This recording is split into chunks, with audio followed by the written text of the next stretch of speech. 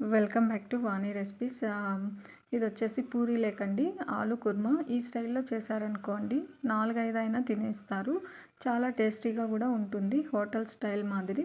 ఇప్పుడు ప్యాన్ పెట్టుకొని వేడెక్కిన తర్వాత 2 టేబుల్ స్పూన్ ఆయిల్ ఆవాల్ని యాడ్ చేసుకోండి. అవి వేడెక్కిన తర్వాత ఇప్పుడు ఒక ఆనియన్ని సన్నగా తరిగి 2 మిర్చి కొంచెం కరివేపాకుని యాడ్ చేయండి. అది బాగా ఫ్రై అయిన తర్వాత ఇందులోనే అల్లం వెల్లుల్లి పేస్ట్ కొంచెంగా చిన్న టేబుల్ స్పూన్ అంతా యాడ్ చేయండి. ఇది బాగా ఫ్రై చేసుకున్నాక పచ్చి స్మెల్ పోయేంత వరకు దీన్ని ఫ్రై చేసుకోండి. పచ్చి స్మెల్ పోయిన తర్వాత ఇందులో మనము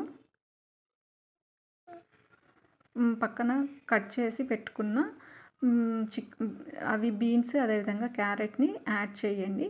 యాడ్ చేసి మూత పెట్టి కొంచెం ఫ్రై అయిన తర్వాత అవి ఇప్పుడు 2 టమోటాస్ని సన్నగా తరిగి కట్ చేసుకోండి.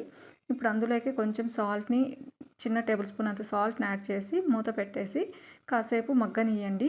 మనకి తెలుస్తుంది అది మగ్గిందా లేదా అని. ఈ విధంగా బాగా మెత్తబడేంత వరకు మగ్గనిచ్చుకోండి, లేదంటే గ్రేవీకి పట్టదు కదా టమోటా. అందుకోసమే అది హై ఫ్లేమ్లోనే పెట్టి ఒక 3 మినిట్స్ బాగా దగ్గరకు వచ్చేంత వరకు మగ్గేంత వరకు మగ్గనియండి.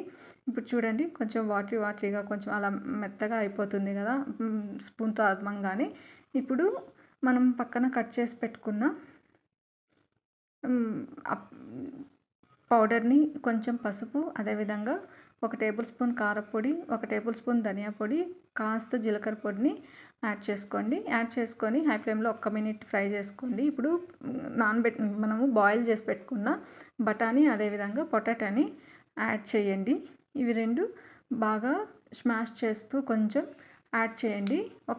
2 మినిట్స్ హై ఫ్లేమ్లో పెట్టి మొత్తం అంతటికి కలిసే విధంగా తిప్పేసుకొని గరిటతో ఆ తర్వాత దానికి కావాల్సిన వాటర్ని యాడ్ చేసుకుంటే సరిపోతుంది. అది మొత్తం పట్టిన తర్వాత ఒక గ్లాస్, మీకు వాటర్ ఎక్కువ కావాలంటే 1 గ్లాస్ వాటర్ వేసుకోండి, లేదంటే 3/4 వేసుకోండి. సాల్ట్ తక్కువ ఉంటే చూసుకొని కొంచెం యాడ్ చేసుకోండి.